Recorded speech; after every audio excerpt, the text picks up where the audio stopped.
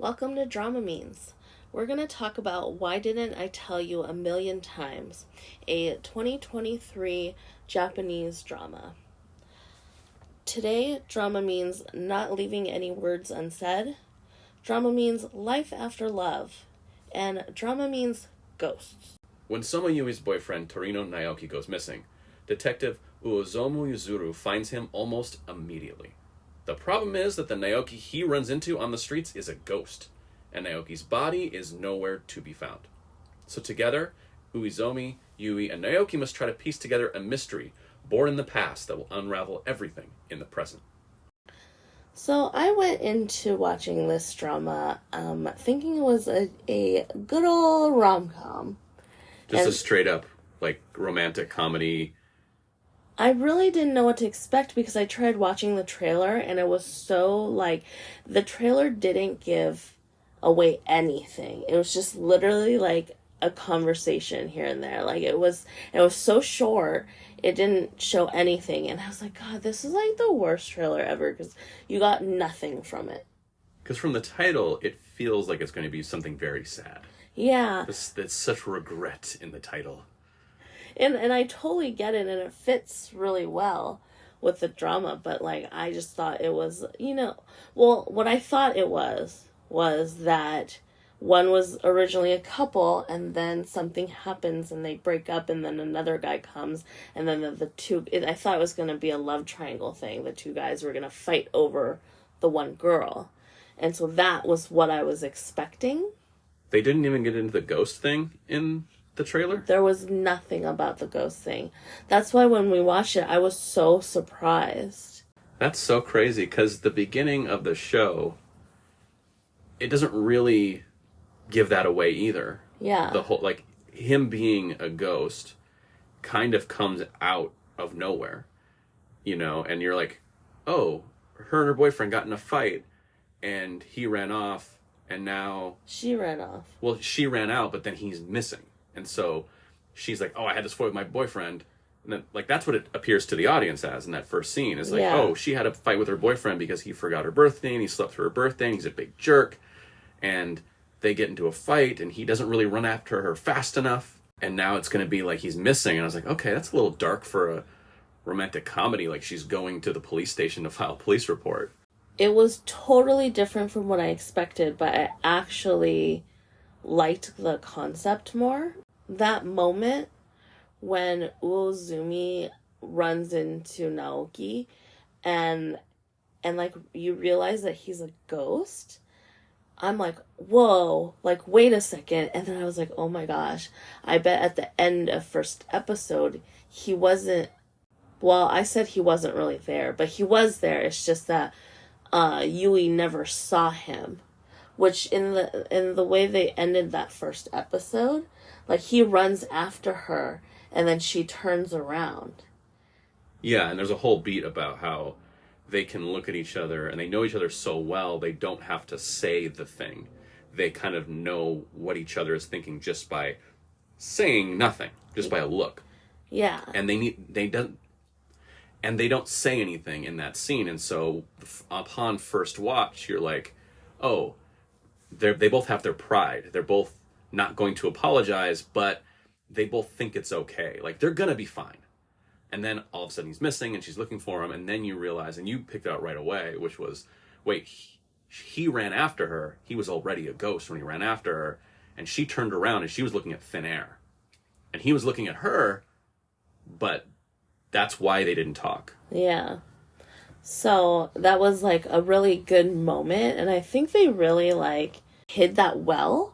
Well, what you realize later is that whole first scene, and this is a big time spoiler, so sorry to hit one so early, but that whole first scene, the way it was shot, she never was responding to him. She was talking to herself. She was angry at him, but she's talking to herself and she's pontificating. She's like, oh, this boyfriend who didn't even have to work today and he's not even here, and he's trying to respond to her. It's he's not even there in the room as a person. He was a ghost in that moment. And so you have to almost re-examine how you viewed the first scene of the show completely, because you realize at one point he went missing sometime during that day. The reason he never showed up to her birthday was someone made him not show up. Yeah.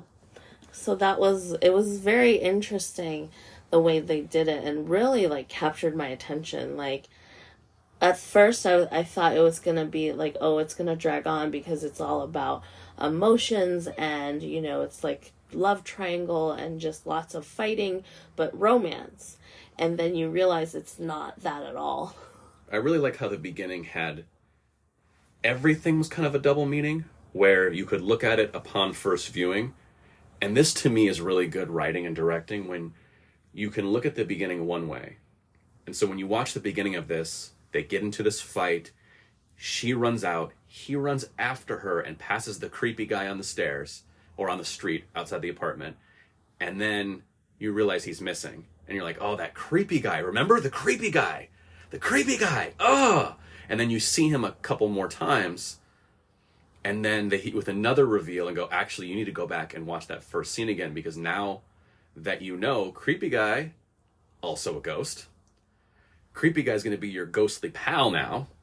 And oh, by the way, you weren't there in that scene that you thought you were a part of. And it just kind of twists everything for the audience. But it works both ways. It works both on first viewing and second viewing, which is hard to do. Yeah, they did it so well, and it was so...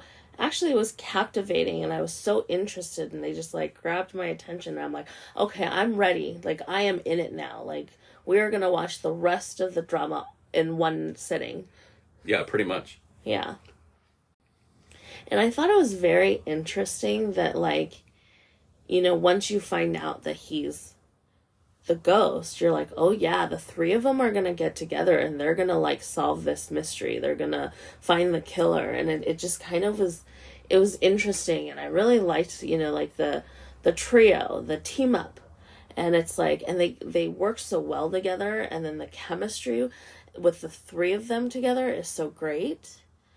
Yeah, I really like the idea of this detective who wants to be proper and wants to do the investigation in a proper way, is now playing a game of telephone between a woman and her ghost boyfriend.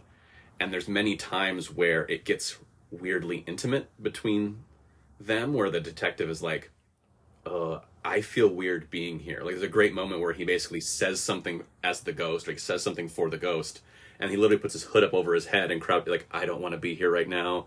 I don't want to witness this awkwardness. This feels like intrusion. Like, he's trying to be so polite. Yeah. So respectful to their relationship, even though he has to be the person delivering the message. Like, he's like, I don't want to intrude. Because it's weird to be the messenger between a couple's most intimate feelings. Yeah. Yeah, so it was done so well. And then I actually... Like, in the beginning, I was thinking, like, oh, it's going to be one of those dramas where, or stories where, you know, the dead bring the alive together. So eventually, I thought that Naoki's goal was to bring Yui and Uozumi together, and then they would, you know, fall in love as he slowly kind of exits the picture. And it kind of gave me this vibe, kind of similar to 49 Days, a K-drama. And it had that same feel where, like, it was two couples, and then, two, you know, from each couple passes on, and their, you know, beings kind of brings the other two together, and like eventually the other two will end up together. And that's where I thought this drama was going. I mean, it eventually didn't, although they did like walk on that line a little bit. Yeah, Uzomi definitely starts having feelings toward Yui, but again, he's also respectful of the fact of what she's going through, and so he's not like trying to make a move.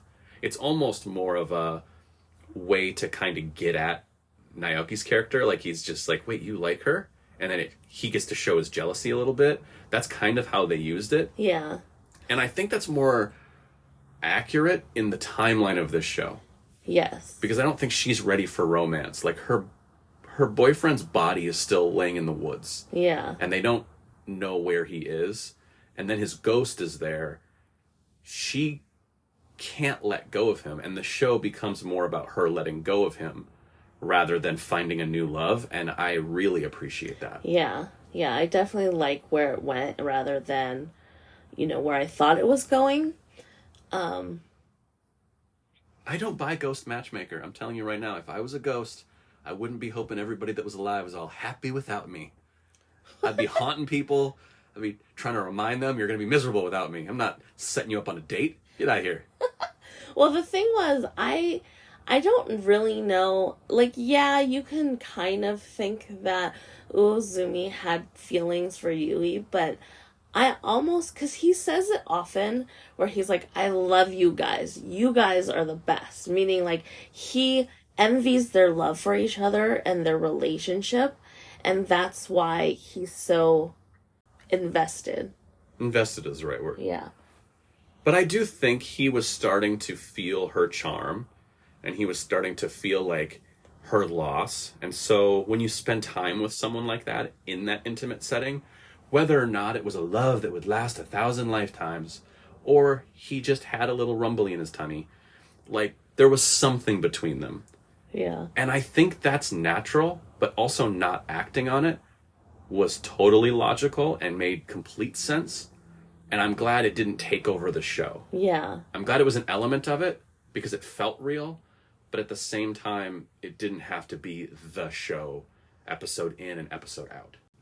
I do have to say that I think one of the things that I enjoy most about Japanese dramas is like their subtleties in emotional development. I think a lot of Japanese dramas, what they do best is like emotional relationships. And I think they did so well with this. Yeah, I think the strength of this lies in the character, I won't say character development, but the isolating of certain emotions, of certain feelings. Like we said a million times already, the intimacy and the awkwardness and the loss. And also showing the kind of illogical not pattern, the illogical processing of losing someone. Like how she goes from, I don't even want to know he's dead. I just hope he's out there having a good life. And it's like, well, that's not realistic. And then it goes to, well, I can have him back. We can be normal. It's like, well, of course you can't be normal. You can't actually date a ghost boyfriend. But she's going through all of these different stages of grief in the show, and it was just very done smartly and engaging between the characters, and they're always there to support each other, and then they found room for comedy. Yeah, like the minute it gets like really, really heavy, they just kind of bring it back out a little bit with like a touch of comedy. I did enjoy the creepy ghost man, his friend, yeah, as the comic relief. And ultimately being kind of a nice ghost guide and helping basically everybody, but kind of being that person who didn't have to take the whole thing quite as seriously because he's been a ghost for a long time. Yeah. And he's sort of like, you're a ghost? That's funny. I'm a ghost too. Like, he didn't really have to have those deep emotions to it because it's like, yeah, so what? Boo-hoo, buddy. I've been a ghost longer than you have. I can't figure out how to get the hell out of here anyway. I also want to say one thing about the production value of the show, because to me it was very obvious this was a pretty low budget drama, because they didn't do a lot of fancy ghost tricks. They really, really went sparse on how much kind of CG or ghost tricks they did. And they did a lot of things that were just almost student filmmaking budget. Like when he gets possessed, there's no special effects. There's no like glowing or sparkling or anything like when he goes into his body. And it's because that stuff's expensive. And sometimes I feel like we overuse it these days because we can. Because it's so much easier than it used to be to kind of make someone's eyes glow blue or make someone have an aura. Like, it's just a filter. Like, you can do it on your phone. Like, you can do it with a Snapchat filter now versus, 20 years ago when it was like intense special effects. But in this show, they didn't really go that way. The most they did was like the old Patrick Swayze ghost, walk through people. So I kind of enjoyed the poor man's process of that and them not injecting so much special effects and magic and kind of saving it for when they needed it. And it didn't feel cheap to me. It felt economical. Like there was a couple times when I was like, oh yeah, that got a little cheap. Where there was one where he like came out of his body and they just pan over and he's standing there now. And I was like, okay guys. But they just chose this minimalistic approach. Like nothing was sensationalized and overhyped in that sort of way. So I kind of liked it. And it's also just use the money you have. Shoot the story you can shoot. Of course, all of us want to be ambitious and make the biggest show we can. But use the money you have and don't make a piece of crap and go, well, we didn't have the money. It's like, well, if you didn't have the money, then make something for the money you had. So I wanted to watch this drama mainly because the three main leads are a few of my favorite Japanese actors. Each one of them had like a role that shot them into legendary status. I remember back in the day when there was a casting for a Japanese actor that like spoke English well. Inoue Mao was one of the actors, you know, that people were considering, and I definitely like recommended her. And she was in Hana Yori Dango, which is like the Japanese version of Boys Over Flowers, or I mean, Hana Yori Dango means Boys Over Flowers. That shot her into legendary status. Honestly, she was one of my favorite versions of that character from Boys Over Flowers or Hana Yori Dango or Meteor Garden. Like, she was basically my favorite. And then Matsuyama Kenichi, he played L in Death Note. I still have never seen Death Note. Yeah, well, neither the anime nor the... I haven't seen any version of Death Note. Yeah. So he was in the live action, and that shot him to legendary status, and his acting is fantastic. And of course, Sato Takeru is currently in his legendness. Yeah, he's currently living it. Yeah, he's currently living it. And so I figured that we would love this drama either way, if it's a rom-com or if it's like, you know, one of those tear-jerkers. Like, it's just worth watching them act. And I can't talk about Sato without Rurouni Kenshin, though. You have to mention the thing he was legendary for. Because he only spent, 9 years in this role. I mean, how many movies did they make? Like 8 movies? I think so. So many. Yeah. I wanted to see Rurouni Kenshin so bad. I watched it on Japanese Netflix with a VPN, and it had no English subtitles. And I was just like, no, I just really want to watch this freaking movie because I saw the first one. I want to see the second one. Screw it. I don't need subtitles. I'm just going to watch it. See, for you, he was the Batosai, right? He had many names, but yes, that was one of them. Right, but it's just like, for me, he was just a butler in Mei-chan no Shitsuji.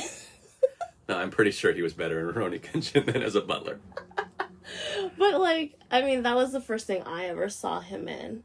And then after that, he was you actually watched this with me.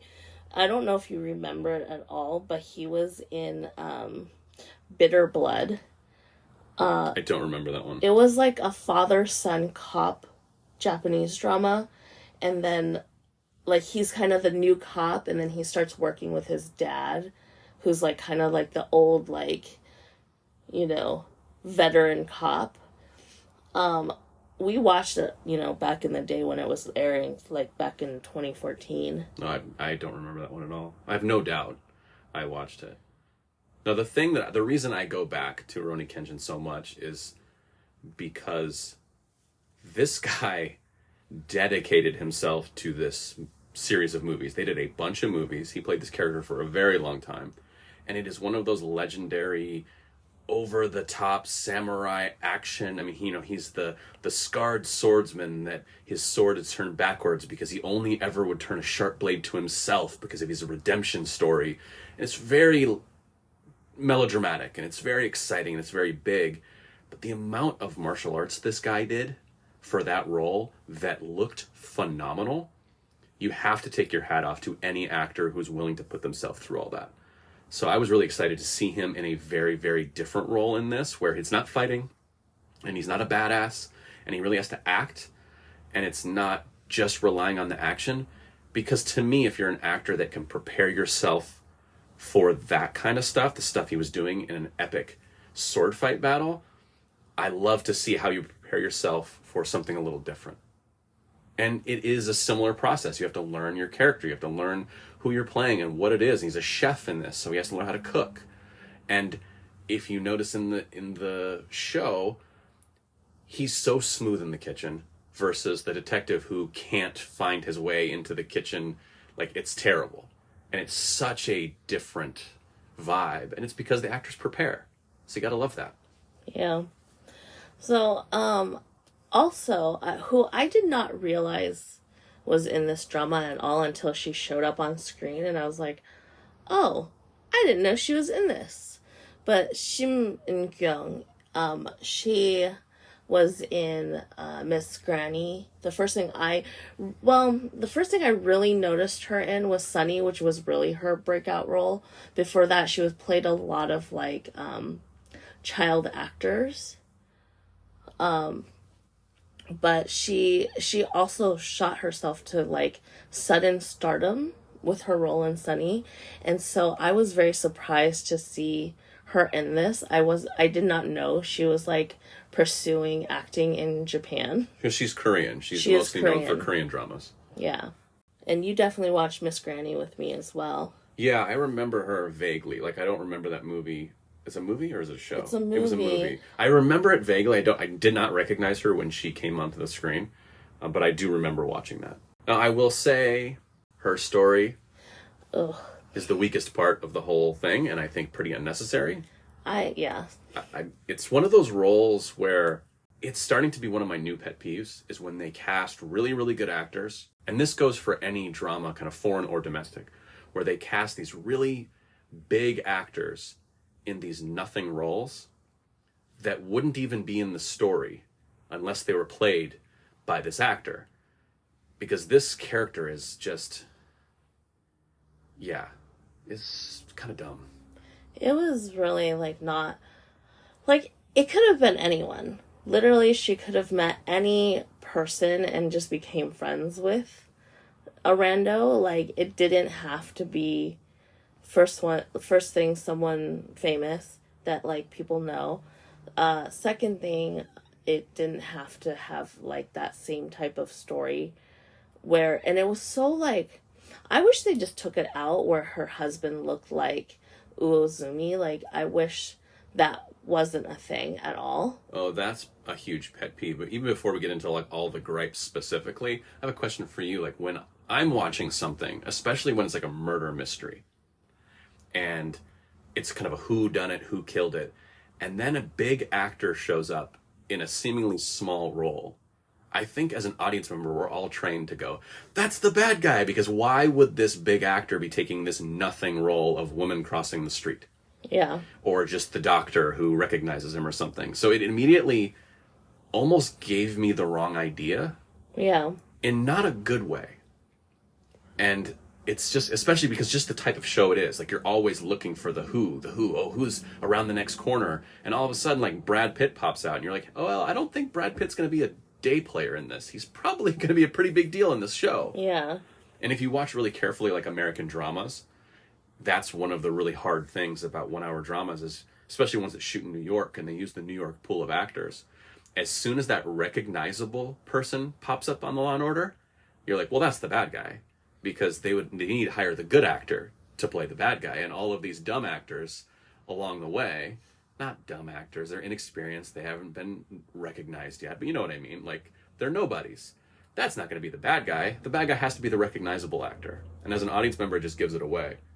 Yeah, and that's why, so when Ozaki Ryo shows up, Karina plays Ozaki Ryo, and she is a very prominent female actress in Japan. And I know you recognized her, but you didn't know who she was. But, like, I've watched her in so many things, and she is, like, female lead most of the time. So the fact that she was in there, I'm like, oh. She has a huge role to play now, right? Yeah, exactly. Like, she's not going to be some, cameo. I think that's what looking back, when you look at movies, and especially whodunits that really work, the ones that are the best is when they find an actor before they become that. I was talking to somebody a while ago, and they were saying how The Usual Suspects was such a predictable movie. Oh, I don't know what the big deal is. The Usual Suspects, everyone thinks it's such a big deal. And my point with it is, well, when it came out, Kevin Spacey was a nobody. So he was not Kevin Spacey, the movie, TV, notorious person he is now. So now when you watch it, of course he just leaps off the screen and you're like, well, Kevin Spacey, he's right there. Like, he wouldn't just play an idiot. But back then we didn't know who he was. He was a nobody. Like, when I watched Usual Suspects, it was a Stephen Baldwin, I can't even remember the other guy's name now. Like, it was Gabriel Byrne or something like that. Like, it was those guys. Chaz Palminteri. I'm like, I didn't know who Kevin Spacey was. That's why it was such a good twist. So it's harder and harder to do that when you have big stars. With my point of, if they didn't make Uzumi look exactly like her dead husband, then I would actually root for them to be like in later years, develop a love relationship. But then it's like, oh, he looks exactly like your dead husband. Yeah, you're not going to go date another guy that looks exactly like, your dead husband. That's like crazy weird. So and then creepy. It's super creepy. So then it's like, that's off the table, which kind of irritated me. What irritated me was they only did that for one reason.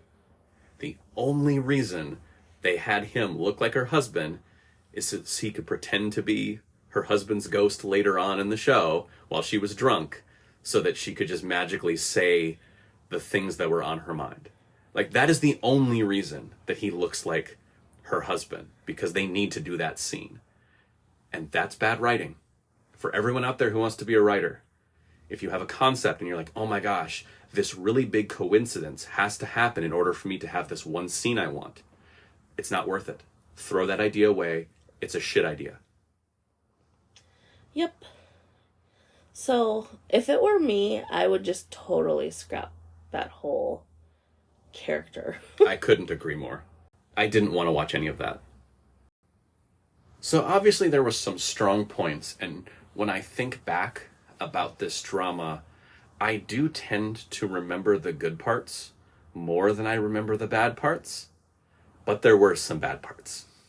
And we've already touched on Song Ha-young's story and I also didn't really like the third ghost that was connected to that story. Like, that entire story, the woman ghost, I didn't think she was necessary. I didn't think Song Ha-young, that character, was necessary. Like, why do any of it? It just was such a side quest on top of side quests.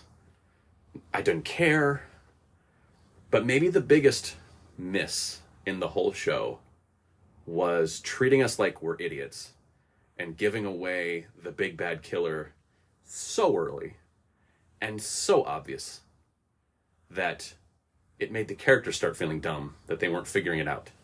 Yeah, and honestly, like, they spent so much time, like, tiptoeing around it, that, like, the audience has known for, like, so long, but by the time they did a reveal, like, dun dun dun, basically, I feel like the audience is like, yeah, we freaking knew that a long time ago, and you spent way too much time trying to still pretend to hide it, even though it was, like, not hidden at all. Yeah, there was, like, an effort to say, oh, we're still keeping it from the audience, even though you've shown the audience so much more than you've shown the characters, that unless you're just not paying attention, unless you're only folding your laundry while watching the show, you know already. Yeah. So that was really disappointing. And it was just kind of like, okay, well, like, it's not exciting when they reveal it at the end and when your characters finally find out. It's not impactful. Yeah, it's not impactful.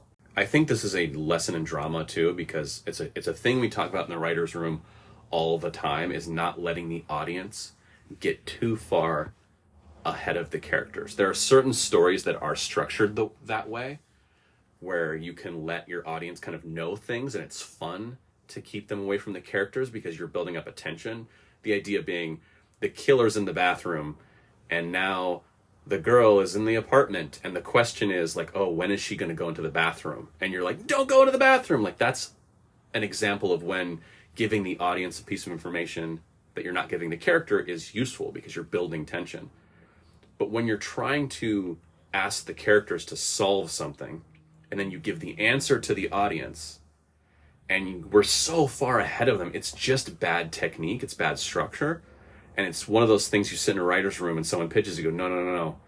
The audience is going to be so far ahead of us that they're going to be bored.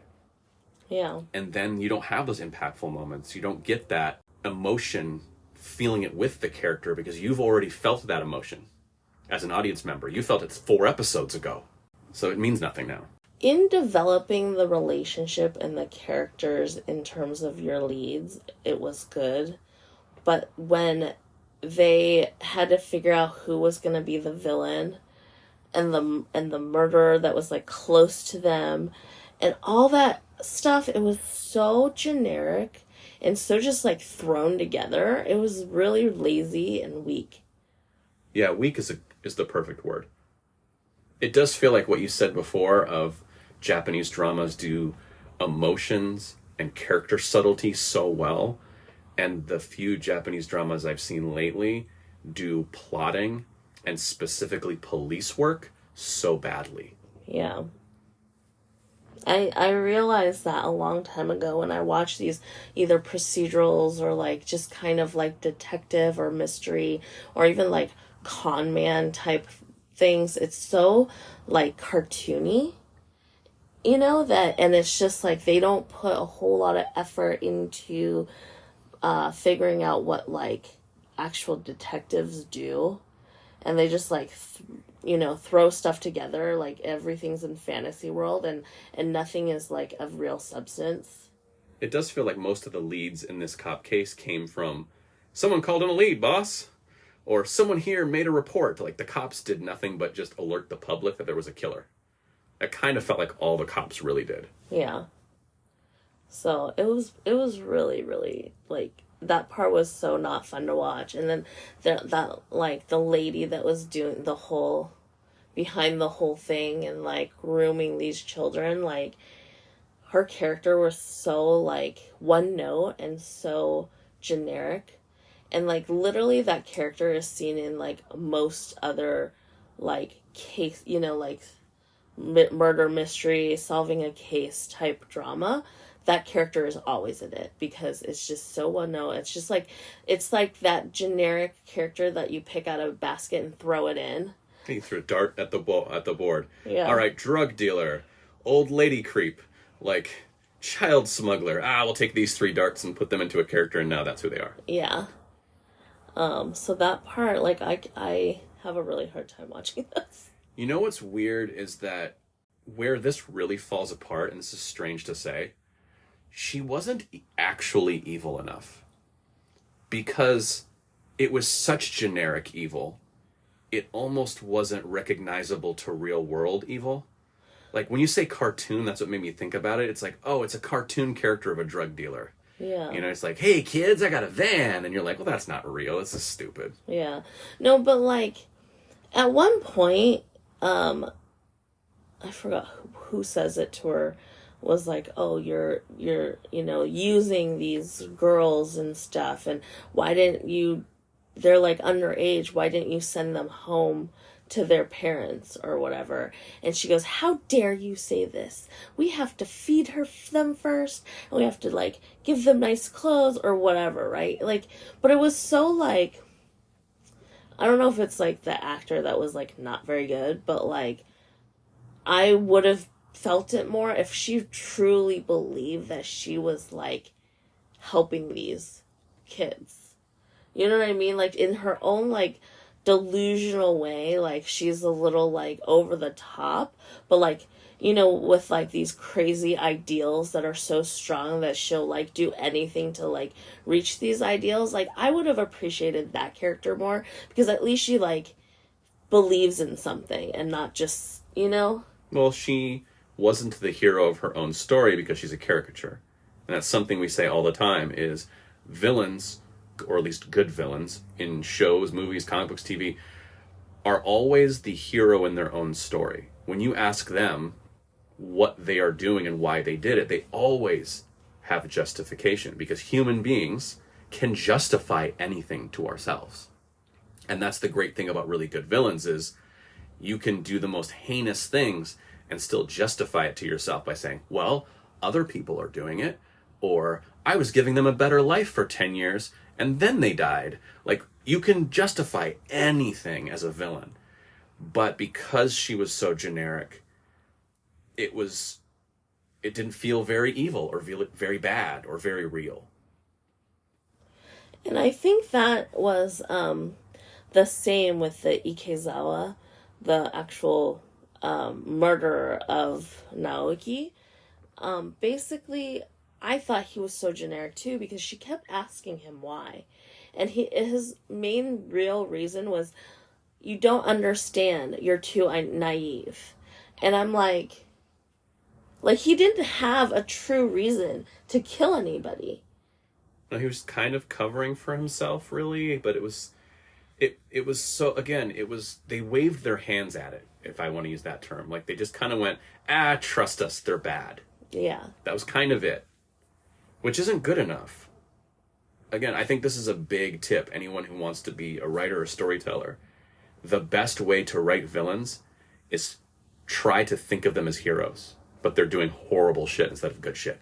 Yeah. And so they need to think of themselves as justified and driven, and they have wants and needs and loves just like the heroes, except it's twisted. And where it's twisted, that's where it gets interesting, or worth watching at least. Yeah.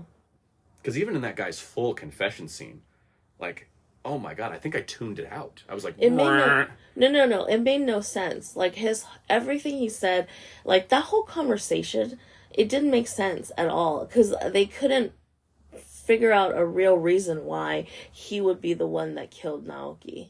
Right. I also feel like he don't really know what poisons are for, because he, like, poisons the guy. And then he just makes him sleepy. He doesn't kill him with poison. He just makes him sleepy. and then, wait, no, hold on. He just makes him sleepy with some soup. So he gives him some sleep soup. Then he just leaves him there. And then he goes to a meeting expecting this girl to show up, and she doesn't. Surprise, surprise, that she saw you, and she knows you're a murderer at the meeting spot. And she's like, I didn't just walk in and meet you, idiot.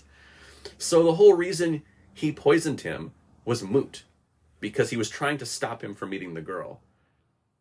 But he poisoned him with sleepy soup, and he met the girl. The girl was the one who woke him up. So you're the worst bad guy already. Okay. I don't think I'm sure it made sense in his head, right? But, like, literally he was like, to stop him from going to this meeting, I'm going to put him to sleep. So he puts him, like, whatever, sleep aid, whatever it is, right, in his soup. It's called sleepy soup. And so then he was going to go and meet the girl instead. She never showed up to the coffee shop. Or she showed up, looked through the window, and saw a guy that she knew was a bad guy sitting there, and was like, maybe I won't go to the coffee shop anymore. I'll go check the restaurant. So on top of being a generic bad guy, he also has bad plans. That's all I'm saying. Well, yeah. Yeah, for sure.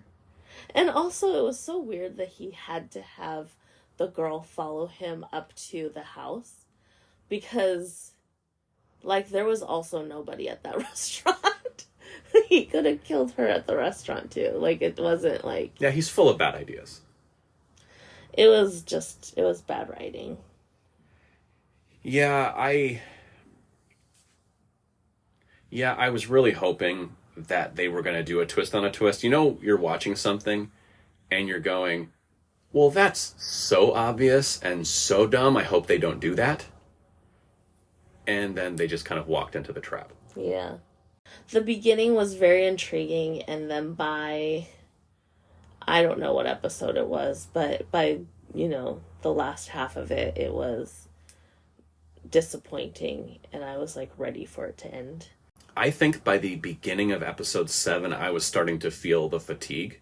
I think through episode 6, I think even though we already knew who the killer was, there was still enough interesting parts and the relationships was still kind of charming to me that I was still on board. And then somewhere in episode 7, maybe the top of episode 8 out of 10? Is it 10 episodes? 10 episodes. That's when they kind of started losing me, and I found myself checking my phone and not really paying attention anymore and not really like listening to all the dialogue going, I get it. I get what the scene is.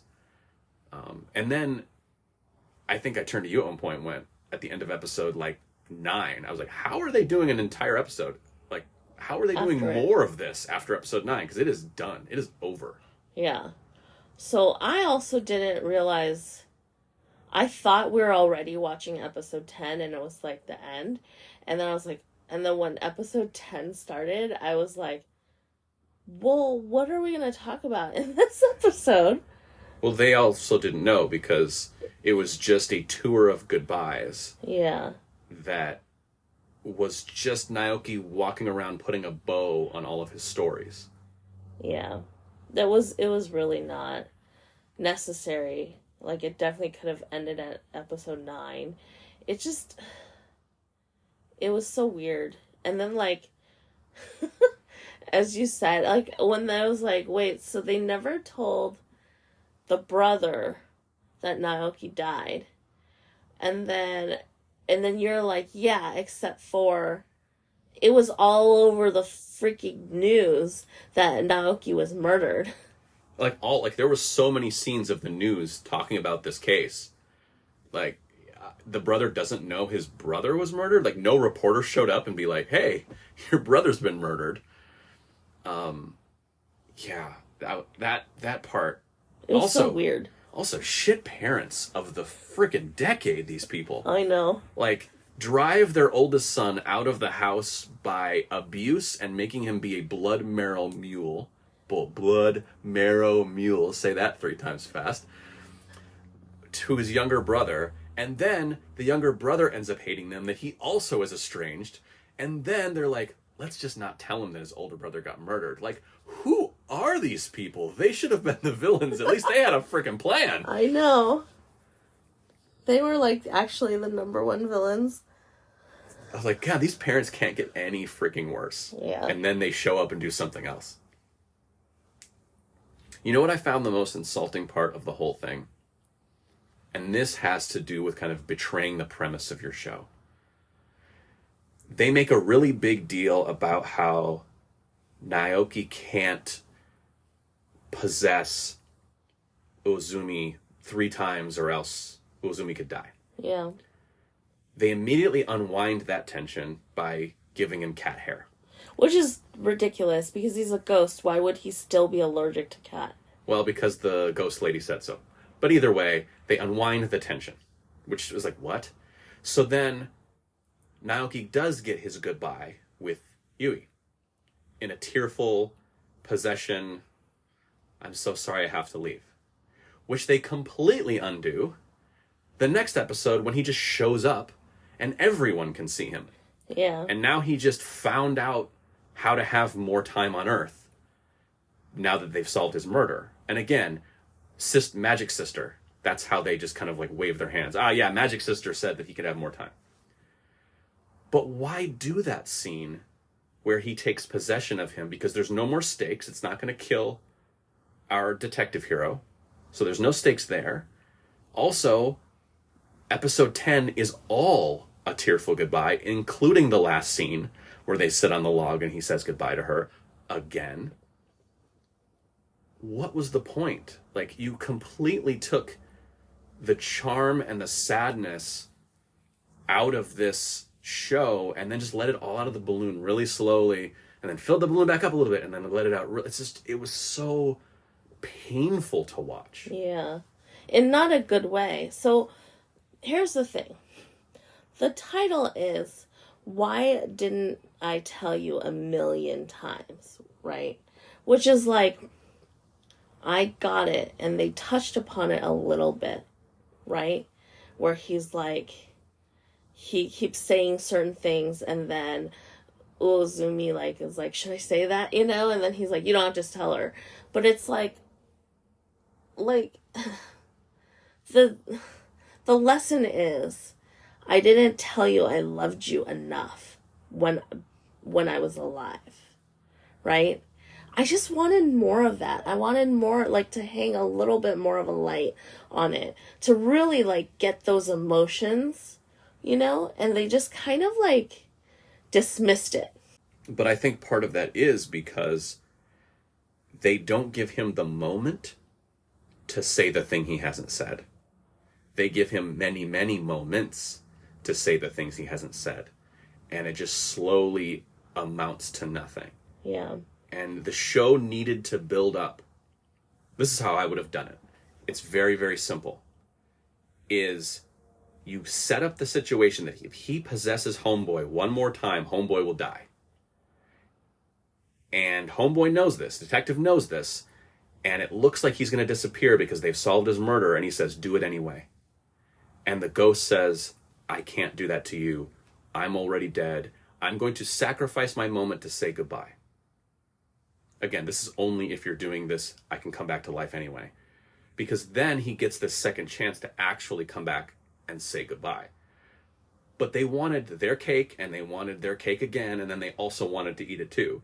Because he gets to say goodbye through the possession, then he gets an entire episode to say goodbye to everyone. He gets to say all the things he never said to people, to everyone he's never said them to, and then he gets to say goodbye to his girlfriend again.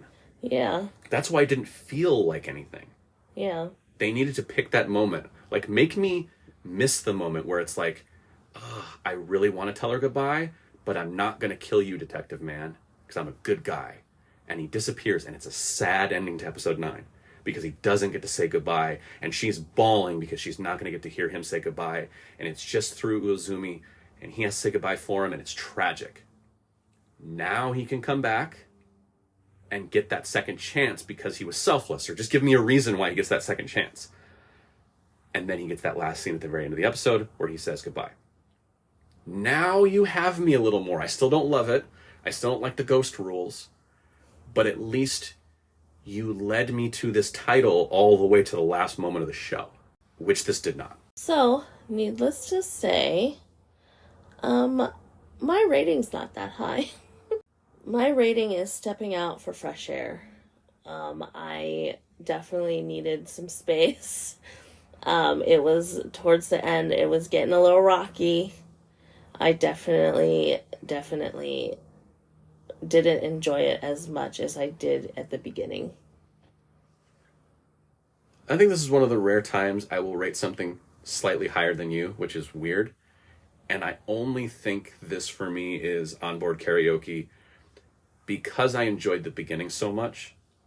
And when I think back about the show, what I think about are the moments I liked about it. And I think it's because in my brain, the last 3 episodes didn't exist. Like, in my brain, I'm like, yeah, and then yada, yada, yada, it finished. But I liked the beginning enough. When this circles in my brain and when I think about it, and we just talk about it right now, I'm kind of smiling to myself because I think about the stuff I liked about it. It probably deserves a stepping out to get fresh air, but I'm going to give it an Onboard Karaoke. Okay, makes sense. So I think my recommendation is... Rurouni Kenshin? Is the recommendation this week Rurouni Kenshin, which is a basically like must-watch Japanese action epic? No. No, that's not my recommendation. It should be. It's not, though. My recommendation is My Left Eye Sees Ghosts. It is a 2002 Hong Kong movie starring Sammy Chang and Sean Lau. Oh, 2 of my favorites, by the way. Yes. It's a very good movie. It has comedy. It's sentimental. It has ghosts, which normally I don't do ghosts, but it's not like scary ghosts. He's a friendly ghost. This is the ghost that brings people together. Yes. This is what you were talking about earlier. Yes, it's a ghost that brings people together. So, definitely check that out. That is My Left Eye Sees Ghosts. It's almost as good as Rurouni Kenshin. Well, there's not action in it, if that's what you're saying. All joking aside, it's one of my favorite Hong Kong movies. And Sean Lau is one of my favorite Hong Kong actors. I think he's drastically underrated, especially internationally. No one knows who this dude is internationally. But I do think when you look at like Hong Kong cinema, people always talk about Tony Leung and Andy Lau. They don't often talk about Sean Lau, even though he's so freaking good. Yeah, he's like amazing actor, multi award winning, production. Like he's still working out there. Just amazing actor. So. But if you get a chance to see that movie, for sure, see that movie. It's really, I've wanted to adapt it for years, but I like the original so much, I don't want to run it. Yeah. Makes sense. So, thanks for listening. We will see you next week.